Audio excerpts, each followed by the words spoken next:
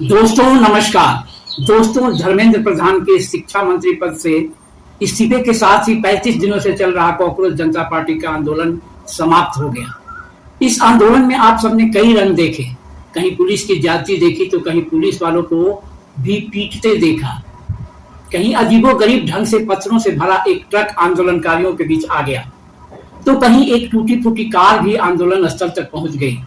25 जुलाई को सीजेपी की 3 मांगें सरकार के सामने रखी गई। पहली मांग थी शिक्षा मंत्री धर्मेंद्र प्रधान का इस्तीफा। दूसरी मांग थी कि आंदोलन में भाग लेने वाले किसी भी व्यक्ति के खिलाफ सरकार कानूनी कार्रवाई नहीं करेगी। और तीसरी मांग थी कि जिन बच्चों ने आत्महत्या की है उनके परिवारों को मुआवजे के रूप में 1 करोड़ रुपए दिए जाएं। दोस्तों, आज की वीडियो में हम जानने की कोशिश करेंगे कि इन मांगों का आखिर हुआ क्या, पत्थरों वाले ट्रक और टूटी हुई कार की कहानी क्या है, और सबसे बड़ा सवाल, आखिर कॉकरोच जनता पार्टी के इस आंदोलन से देश और देश के छात्रों को मिला क्या। दोस्तों, मैं रमाश्रय सिंह आप सभी को अपने चैनल रमाश्रय वॉइस पर स्वागत करता हूं। अगर अभी तक चैनल को सब्सक्राइब नहीं किए हैं तो जल्दी से सब्सक्राइब कर दीजिए और घंटियां बजा दीजिए टन से। वीडियो को लाइक और शेयर करना कतई मत भूलिए। तो दोस्तों, सबसे पहले देखते हैं इन तीनों मांगों का क्या हुआ। पहली मांग यानी धर्मेंद्र प्रधान का इस्तीफा, वह तो 25 जुलाई को ही पूरा हो गया। दूसरी मांग कानूनी दांव पेच में फंस गई है। सुप्रीम कोर्ट का कहना है कि जिन लोगों पर पहले से आपराधिक मामले दर्ज हैं उनके केस वापस नहीं लिए जा सकते।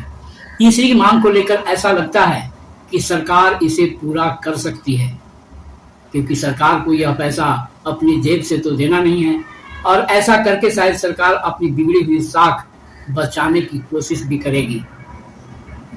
दोस्तों, शिक्षा को क्या मिला, देश को क्या मिला, इस पर बाद में बात करेंगे। पहले उस ट्रक की बात कर लेते हैं। सुनने में आ रहा है कि ईंटों से भरे उस ट्रक और एक कार की कुछ दिन पहले आपस में टक्कर हो गई थी, यानी भिड़ंत हो गई थी। पुलिस ने दोनों गाड़ियों को अपने कब्जे में ले लिया था। फिर पता चलता है कि वही ट्रक कांग्रेस कार्यालय के बाहर खड़ा मिला, जहां से पुलिस ने उसे दोबारा अपने कब्जे में लिया। अब सवाल यह है कि ये दोनों गाड़ियां आंदोलनकारियों के बीच आखिर पहुंची कैसे। इसका जवाब देने के लिए कोई तैयार नहीं है, जबकि कई लोगों का कहना है कि इसी ट्रक की ईंटें और पत्थर पुलिस पर फेंके गए, जिसके बाद पूरा बवाल शुरू हुआ। दोस्तों, यह कहानी तो किसी भूत प्रेत वाली कहानी जैसी लगती है। अब देखना होगा कि विशेष जांच में आखिर क्या सच सामने आता है, या फिर मान लिया जाए कि वो ट्रक और वो कार दोनों भुतहा गाड़ियां थी जिनको भूत चढ़ा करके घटना स्थल तक ले गया। अब बात करते हैं कि आखिर इस आंदोलन से देश और आंदोलनकारियों को क्या मिला। दोस्तों, भाजपा सांसद कंगना रनौत आंदोलन में शामिल लड़कियों को गटर जैसी उपाधि देती है। हालांकि कुछ देर बाद सफाई देते हुए कहती है कि उनका इशारा सभी लड़कियों की तरफ नहीं था। यहाँ तो शायद मैं यही कहूँगा कि सुपवा तो सुपवा चलनियों हंसे जिसमें 72 छेद। वहीं दक्षिण भारत के एक नेता का बयान भी सामने आता है, जिसमें वे कहते हैं कि आंदोलन में भाग लेने वाले लड़कियों को रेप अच्छा लगता है। इस्तीफे के बाद जिस तरह संसद के बाहर धर्मेंद्र प्रधान का स्वागत किया गया, वह भी बहुत लोगों की समझ से बाहर था। आखिर भाजपा कॉकरोच जनता पार्टी और आंदोलनकारी छात्रों को क्या संदेश देना चाहती थी।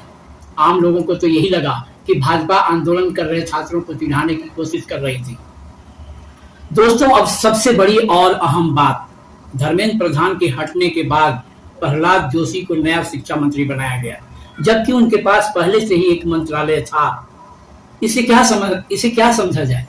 क्या भाजपा और उसके सहयोगी दलों में कोई ऐसा नेता नहीं था जो इस जिम्मेदारी को संभाल सकता था, या फिर सरकार यह संदेश देना चाहती है कि वह इस मुद्दे को लेकर गंभीर ही नहीं है।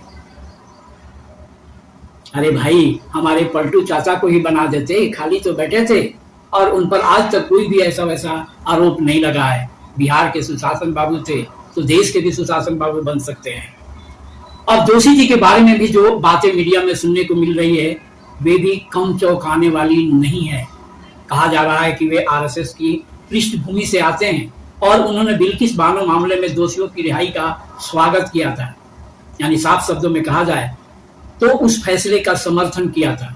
दोस्तों, बिल्किस बानो मामले में आरोप यह था कि 5 महीने की गर्भवती बिल्किस बानो के साथ सामूहिक दुष्कर्म किया गया था और उसकी 3 साल की बच्ची की हत्या कर दी गई थी। इस मामले में दोषियों को अदालत ने दोषी ठहराया था और उसे जेल भेजा था। अब यह आप सब पर है कि ऐसे विचार रखने वाला शिक्षा मंत्री हमारे देश की शिक्षा को किस दिशा में ले जाएगा, हमारे छात्रों को किस तरह के संस्कार मिलेंगे। आप समय सोचिए और आप आकलन कीजिए, साथ ही साथ कमेंट बॉक्स में जरूर लिखिए। अंत में बस इतना ही कहूंगा कि आंदोलनकारियों को मिला क्या, बाबा जी का ठुल्लू। तो चलिए दोस्तों, फिर मिलते हैं किसी अगली वीडियो में किसी और विश्लेषण के साथ। तब तक के लिए जय हिंद, जय संविधान, जय भीम।